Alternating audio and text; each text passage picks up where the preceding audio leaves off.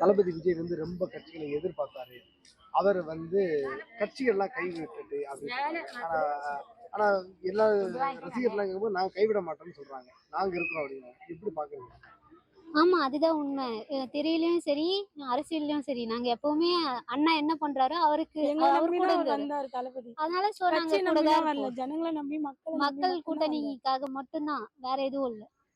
நான் இப்போ ஒண்ணு கேட்கறேன் சார். நீங்க ஒரு அதிமுக திமுக கொடுத்து போறீங்கல்ல. உங்களுக்கு பிரியாணி, திங்ஸ், புடவை அதெல்லாம் கிடைக்குது. அதெல்லாம் விட்டுட்டு ஏன் வந்து டிவிகே கொடுத்து வந்தீங்க? நாங்க ஏன்னா பிரியாணிக்காக போற கூட்டம் இல்லன்றத நிரூபிக்கிறோம். அவ்வளவுதான். வேற எதுவும் இல்ல. தளபதிக்காக வந்த கூட்டம். தளபதிக்காக மட்டும் தான். தளபதி வந்து மக்களுக்காக நல்லது மட்டும் தான் பண்ணுவாரு. அவரு என்ன சொல்றது? எங்கள கூட படத்துல பிறந்த மட்டும் தான் தங்கச்சி ஹீரோ இல்ல. நிஜத்துல ஹீரோவா ஹீரோ. இல்லையான்னு பார்க்க தான் ஜனங்க இதுக்காக வராங்க. நீங்க கட்சிகள் கைவிட்டாலும் நீங்க கைவிட மாட்டீங்க நம்ம.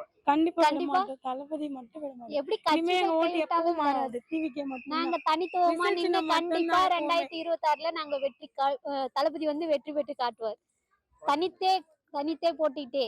மக்கள் அவர் கூட்டணி கூட்டணி வச்சாலே இருக்கும்போது எங்களுக்கு இன்னும் மத்தவங்க கூட்டணி மிகப்பெரிய எங்களுக்கு சப்போர்ட். அவசியம் இல்லன்னு அவர் நினைக்கிறோம். கூட்டணி வச்சா நாங்க ரொம்ப கஷ்டப்பட்டுருப்போம். கூட்டணி இல்லாம இருக்கிறது தான் ரொம்ப சந்தோஷம் எங்களுக்கு.